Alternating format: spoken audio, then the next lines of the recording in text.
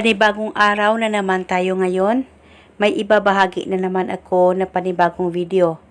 At kung bago lamang sa channel na ito, ay huwag niyo pong kalimutang mag-subscribe at pindutin ang notification bell para palagi kayong updated sa mga bago kong videos.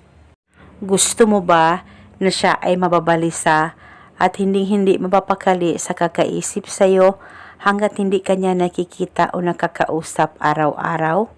Lalong-lalo na kung palagi na lang kayong nag-aaway o palagi na lang kayong nagbabangayan sa isa't isa, lalong-lalo na kung LDR kayong dalawa. Kaya kung gusto mo na siya ay mababalisa at hindi mapapakali sa kakaisip sa iyo, ay gawin itong ritual na ibabahagi ko sa inyo ngayon. Ito'y napakasimple lamang po at paniguradong ito'y napaka-epektibo basta magtiwala ka lang sa mga ganitong pamamaraan. At paniguradong ito ay makakatulong sa inyong dalawa ng partner mo. Ang gagawin mo lamang ay kunin mo ang cellphone mo at hanapin mo ang larawan niya dyan sa cellphone mo. At pagkatapos, pakatitigan mo ito ng maigi. Pakaisipin mo rin ng mabuti ang target habang ikaw ay nakatitig sa larawan niya.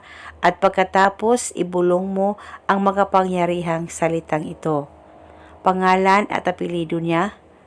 Ikaw ay mababalisa at hindi mapapakali hanggat hindi mo ako nakikita o nakakausap araw-araw. Ibulong mo lamang ito ng paulit-ulit kahit ilang beses ay pwedeng-pwede po. At pagkatapos, halikan mo lamang ng isang beses ang larawan niya dyan sa cellphone mo pagkatapos mong ibulong ang spell.